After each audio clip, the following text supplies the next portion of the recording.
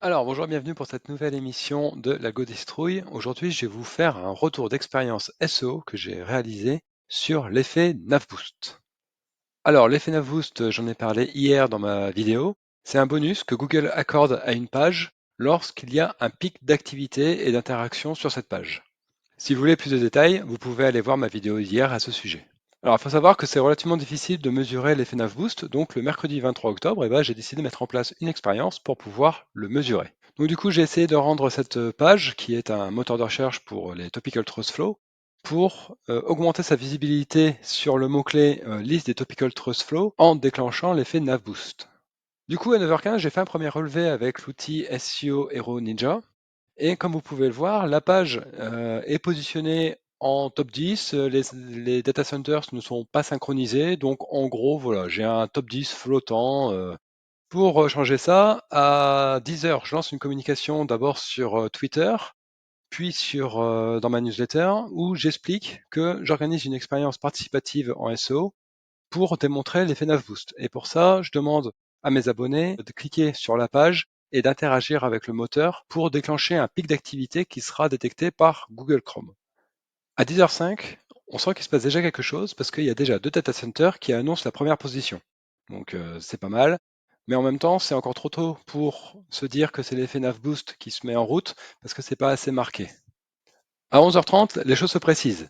Il y a déjà 6 data centers qui annoncent la première position. Donc là, on commence clairement à rentrer dans l'effet NavBoost. Il n'y a plus trop de doutes qui sont permis.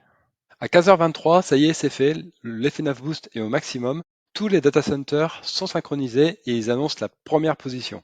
Donc là, il n'y a vraiment pas de doute. On voit clairement la différence entre la désynchronisation en top 10 de tout à l'heure et là, tous les serveurs synchronisés en première position. L'effet NavBoost, il est vraiment au maximum. Et du coup, ça va rester comme ça pendant toute la journée jusqu'à 23h17, où là, il y a les premiers data centers qui commencent à décrocher de la synchronisation et qui reviennent dans le top 10 initial. À 7h43, c'était terminé. Tous les data centers étaient à nouveau dans le top 10, complètement désynchronisés. Donc là, c'est confirmé, l'effet NavBoost est fini. Et donc voilà, c'est la fin de l'expérience et pour une fois, on peut l'affirmer, le NavBoost a été mesuré. Donc ça, c'est vraiment quelque chose de super sympa dans le référencement, c'est réussir à faire des expériences comme ça participatives et à mesurer quelque chose assez précisément. Donc merci à mes abonnés qui m'ont permis de réaliser cette expérience. Sans vous, ça n'aurait pas été possible.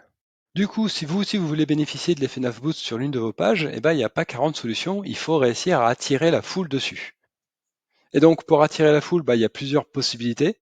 Vous pouvez choisir des possibilités qui sont plutôt white hat et des possibilités qui sont plutôt black hat. Alors, un moyen white hat, ce serait par exemple d'organiser un événement sur votre site ou d'organiser un concours qui aurait lieu sur une page bien précise de votre site. Donc ça, c'est plutôt positif pour votre marketing. Je vous recommande plutôt d'aller vers ce genre de solution-là.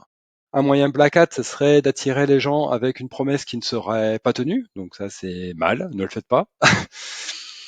Ou bien alors, vous pourriez aussi simuler de l'activité sur votre page avec un moyen technique que je ne connais pas. Mais en tout cas, ça semble envisageable. Le tout étant de faire croire à Chrome qu'il y a de l'activité sur votre page. Donc placez le curseur éthique où vous voulez, mais moi je vous recommande plutôt de le mettre du côté white hat. Ça sera mieux pour votre marque et certainement mieux pour votre karma, on ne sait jamais. Et voilà, c'est déjà la fin de cette émission de l'Algo Citrouille. Je vous remercie de l'avoir suivi. Si ça vous a plu, n'hésitez pas à mettre un like. Vous pouvez aussi vous abonner à la chaîne pour voir les prochaines vidéos. En tout cas, je vous dis à demain pour 4 minutes de search à 16h. Allez, à plus.